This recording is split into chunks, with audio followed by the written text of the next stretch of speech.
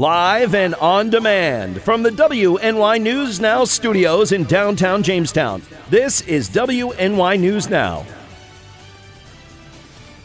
And thanks for joining us for WNY News Now on this Wednesday. I'm Matt Hummel in for Justin Gould, who's off. Happening now, 2 men are charged after allegedly assaulting a male victim this morning here in the city of Jamestown. Details coming up. Plus, the Harrison Street Bridge will be replaced. But first, Chief Forecaster Dakota Hunter here with the first look at our forecast. Hey, Dakota. Hey, Matt, and happy Wednesday, everybody. We're just about halfway through the end of the week, and here's a live look coming from the Mill Creek Mall Sky Vision camera.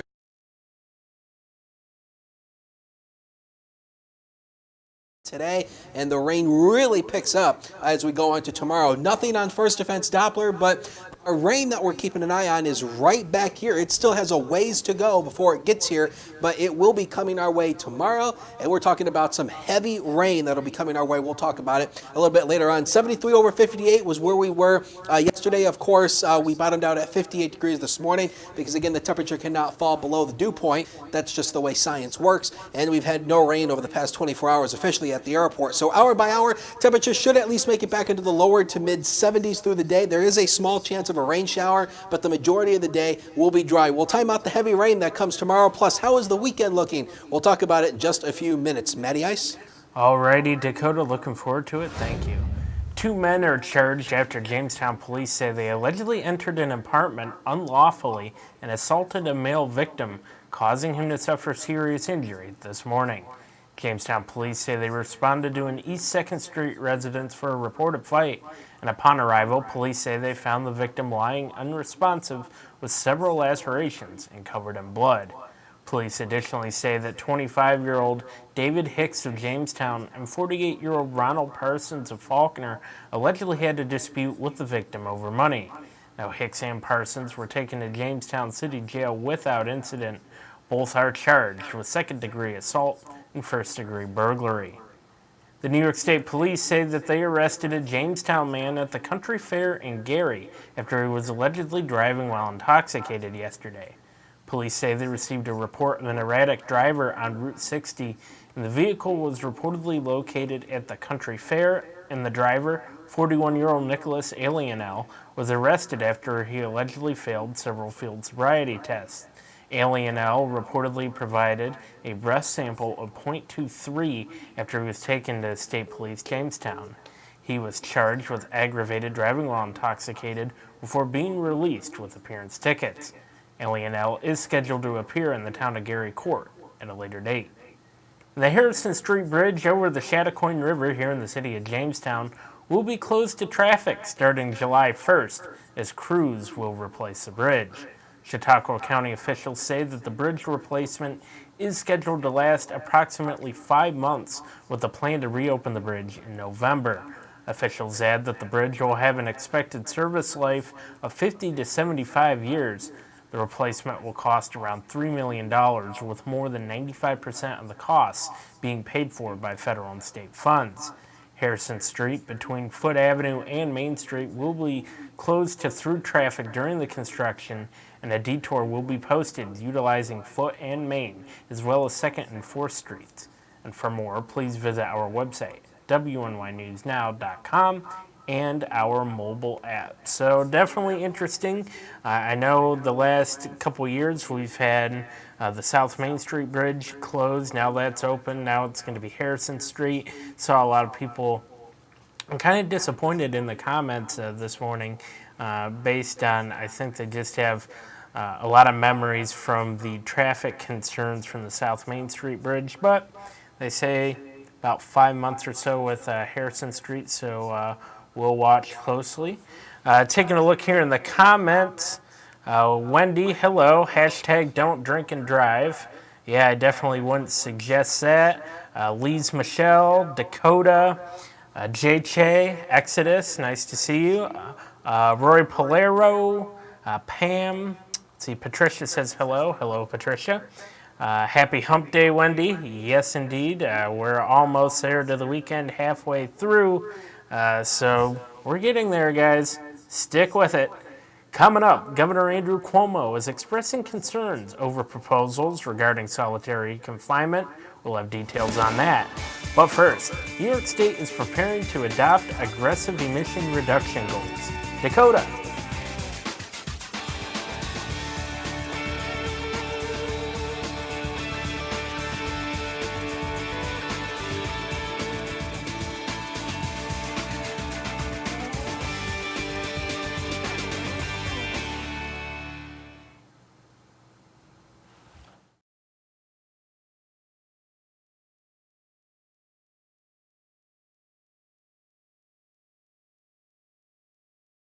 Now open in downtown Jamestown, Pearl City Hops, restaurant and tavern. I have some real old-timey dishes on there that I'm just giving new life to.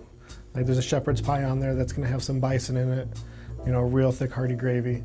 Then I'm also doing beer flights. We're pairing it with a set of sliders, a set of tacos, and a set of mini rolls. So everything's gonna have its own pair, so you can get a taste of a little bit of everything and all the beers. We don't want to be known as the restaurant in the hotel. We want to be known as Pearl City Hops. You're watching WNY News Now, your source for breaking news. Well, hey, my name's Dave Wilfong, and I want to be the mayor of the city of Jamestown. I grew up in the city of Jamestown, graduated from Jamestown High School, and after graduation I went into the U.S. Army for 4 years. When I came back to Jamestown, I noticed that Jamestown had taken a different road, a road that I wasn't happy with. In 2014, I was elected as Chautauqua County representative from District 11 in the city of Jamestown. I promised my constituents 3 things: that I would lower taxes, I would cut wasteful spending in government, and I would decrease the size of government. And I'm proud to say that I've done all 3 things. I think we need to move Jamestown to the manufacturing base that it once knew and was actually king of at one time. We need to provide shovel-ready sites. We need to provide a workforce that's ready to take on those jobs and bring the tax base back to Jamestown and make Jamestown the American city that it used to be and still can be. My name's Dave Wilfong. I'm running for mayor of the city of Jamestown. Please vote for me on primary day, June 25th. The polls are open from 12 to 9. Thank you so much. And happening now in Albany, New York State would adopt the nation's most aggressive emission reduction goals under a proposal worked out by state leaders and endorsed by the state Senate Tuesday night. Now, under the legislation, New York would generate 100 of its electricity from renewable sources by 2040 and reduce greenhouse gases emissions by 85% by 2050. The bill requires the remaining 15 to be offset through practices intended to remove carbon from the atmosphere, such as the planting of trees. The bill would also create intermediate-term goals and mandate regular progress reports to ensure emission reductions are on track to meet the target. The state assembly, run by Democrats like the Senate, was expected to vote on the bill today. Governor Andrew Cuomo, who negotiated the proposal with top lawmakers, says it would give New York the nation's best plan to address the causes of climate change. Also happening out of Albany, New York State Governor Andrew Cuomo expressed concerns Tuesday with the proposal that would restrict the use of solitary confinement, saying that the legislation would require the construction of new facilities and cost jails about $1 billion statewide. Cuomo made the comments on WCNY's The Capitol Press Room the same day that advocates prodded New York lawmakers to greenlight the proposal before they are scheduled to adjourn later this week. The bill hasn't been scheduled for a vote, and the Democratic governor says that he is in favor of safer and more humane procedures, but the proposal would require the building of a new type of jail known as a residential rehabilitation unit. Opponents of solitary confinement liken the practice to torture and say that isolation can leave lifelong psychological scars. They also argued that the legislation would not require any new laws, and 1,000 mental health professionals and advocates from around New York State have signed on to a proposal to restrict the practice, but supporters worry the bill might not pass. And a new global survey finds that people in high-income countries have the lowest confidence in vaccines. A UK medical research charity, the Wellcome Trust, asked more than 140,000 people over the age of 15 in more than 140 countries about their opinions of health and science. Globally, 79% of those surveyed agreed that vaccines are safe, and 90% say their children have already been vaccinated. The survey found that Bangladesh and Rwanda had the strongest confidence in vaccines, and almost everyone in both countries believe that vaccines are safe, effective, and important for children. The report singled out France as having the lowest levels of trust in vaccines.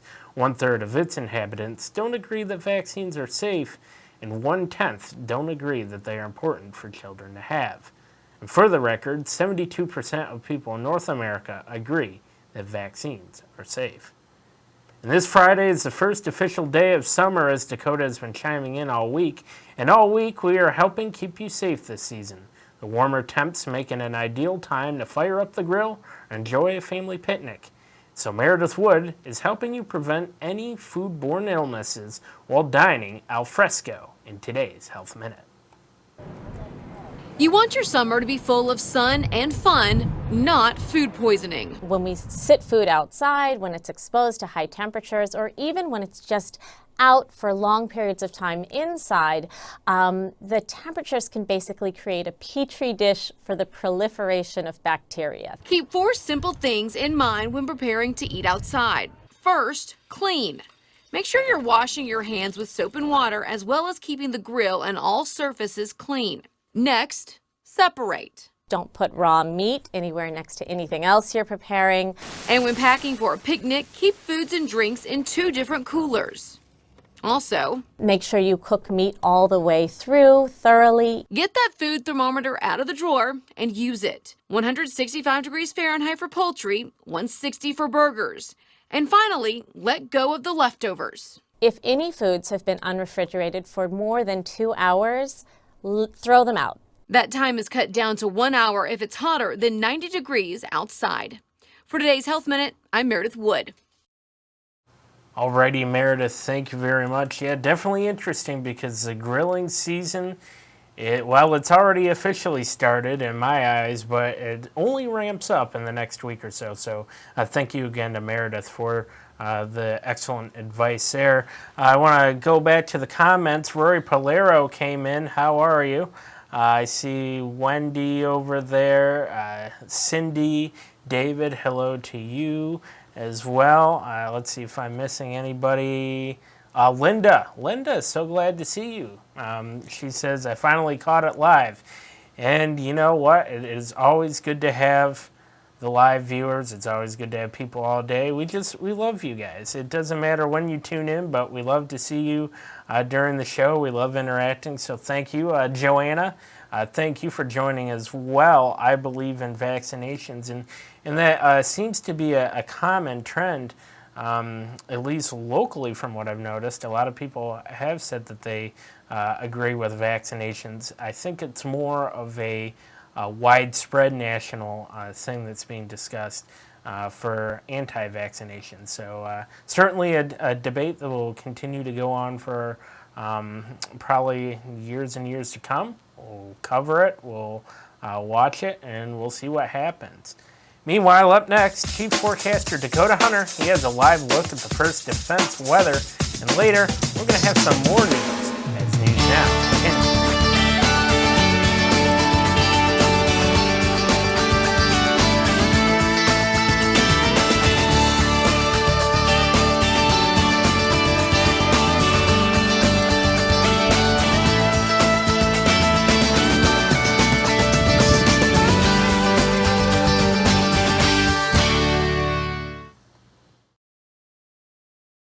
EagleZip.com is your local one-stop shop for all of your home and business computer needs. Located on Fluvan Avenue Extension, just outside of Jamestown, EagleZip.com sells and services all brands of desktops and laptops, as well as servers and network equipment for your business. All new computer sales include transferring your data from your old computer plus a 2-year warranty. Call EagleZip.com today. Stop by EagleZip.com today and let us make computers easy for you. With coverage that matters, this is WNY News Now.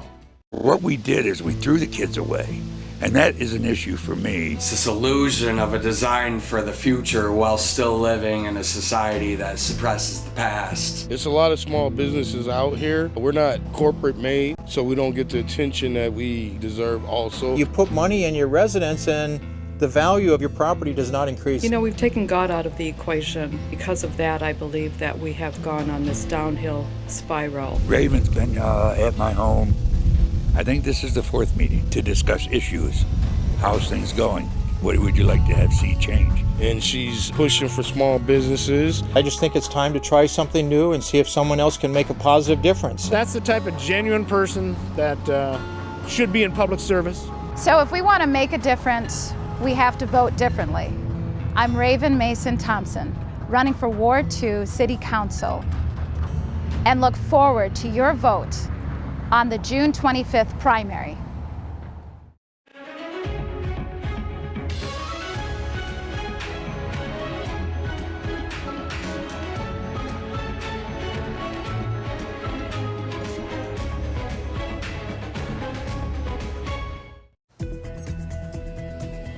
First Defense Weather, the Southern Tier's only live and local weather source. Now, here's Chief Forecaster Dakota Hunter.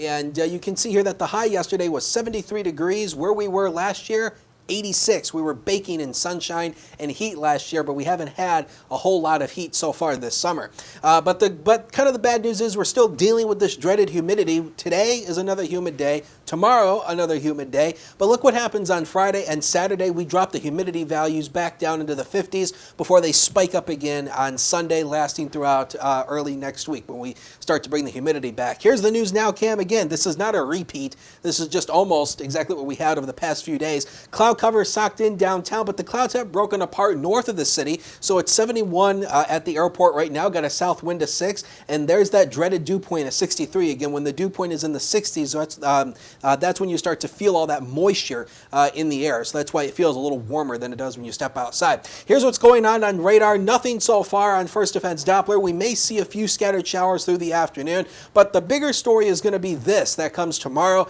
This is the system right here. It's actually near Kansas City. It's still got a ways to go before it gets here, but this will be moving our way, and this will produce widespread heavy rain tomorrow and tomorrow night. And in addition to this, the Storm Prediction Center does have the extreme southern portion of our region under a less than average marginal risk. That's a 1 out of 5 for the chance for some severe thunderstorms tomorrow. But the overall threat is rather low. But keep in mind, because the threat is low doesn't mean it's not zero.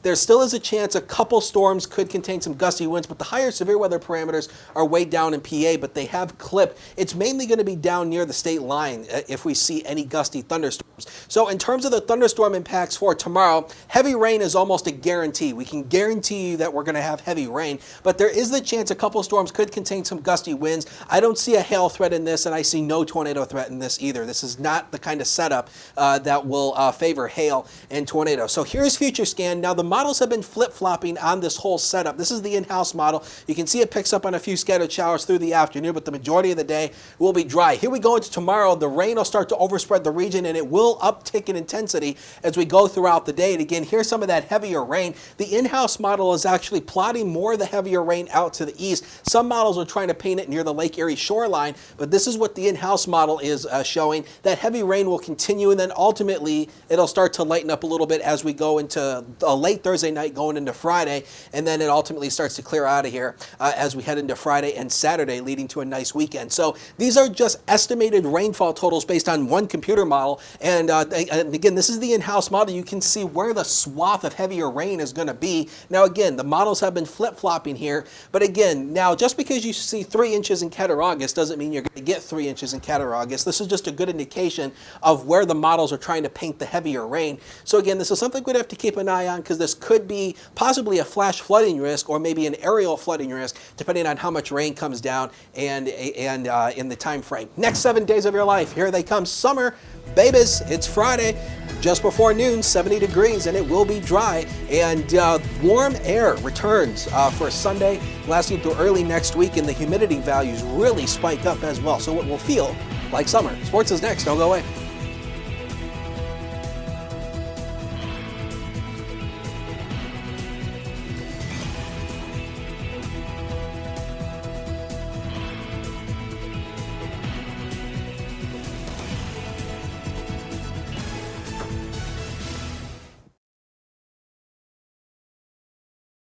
From our doorsteps to Albany, it's about 300 miles, but most days it's like we're worlds apart. Hi, I'm George Borrello. I'm running for state senate because Albany politicians don't listen, don't lead, and they put their radical New York City agenda ahead of us. George Borrello was born and raised here. He built a successful business before entering public service. George knows what it takes to help employers grow and prosper. It starts with ending Albany's policies crushing local businesses. Our way of life is under attack. People are forced to leave here to look for opportunities. This has to stop. As your senator, I'll focus on training programs for workers so everyone has the skills to secure good-paying jobs and local businesses can grow and thrive. I'm George Borrello. I'll stand up for our hardworking families, businesses, farmers, and veterans every day. Albany is ignoring us. It's time they start listening. Conservative Republican George Borrello for state senate, the voice we need working for us. Vote primary day Tuesday, June 25th. Paid for by Borrello for Senate. You're watching WNY News Now, where coverage comes first. I listened. I brought the community together to meet with elected officials. I am accessible. I stand for full transparency and accountability. I will continue as your mayor to do these things. Vote June 25th. Andrew R. Liuzzo. WNY Sports Now is powered by Phone Zone of Jamestown. With the largest inventory around, we buy and sell our own merchandise at a price that can't be beat. Have a broken screen? We'll fix it. Learn more at phonezoneshop.com.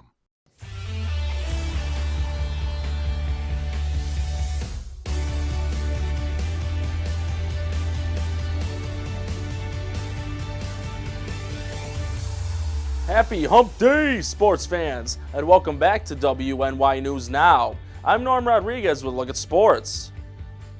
With the NHL draft happening in 2 days' time, the Buffalo Sabres released their 2019 NHL preseason schedule on Tuesday.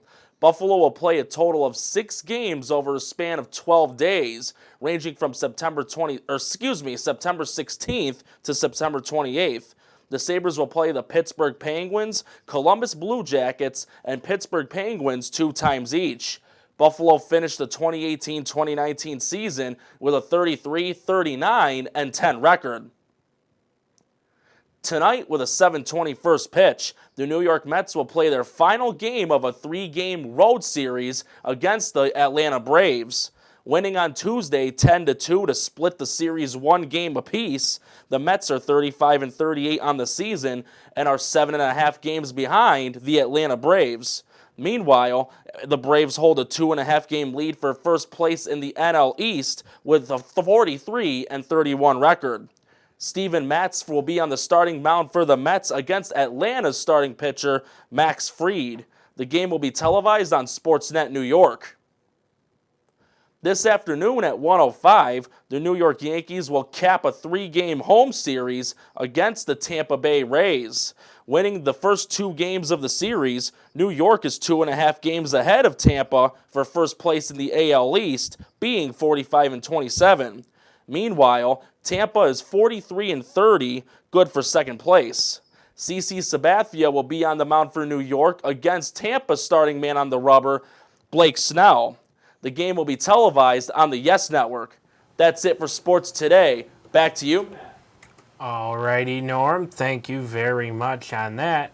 Well, today the nation commemorates the end of slavery, known as Juneteenth. On this day in 1865, Major General Gordon Granger announced the end of the Civil War in Galveston, Texas, making all slaves free. The war had already been over for weeks, but back then, news traveled slowly. Now, there are often Juneteenth festivals and events planned around the country in honor of the day. Tourists also take pilgrimages to Galveston to honor the moment in history. Dakota, you are a semi-history buff? Partly. Partly? I almost forgot about that, too. I mean, it did... I actually forgot what Juneteenth was because I seen it on my calendar in Google Calendar and the iCloud calendar and whatnot. It said Juneteenth. I'm thinking like, what is Juneteenth? Yeah. Now, don't get me wrong. I mean, I knew that the end of the Civil War was the end of slavery. I just forgot the terminology of Juneteenth. Yeah.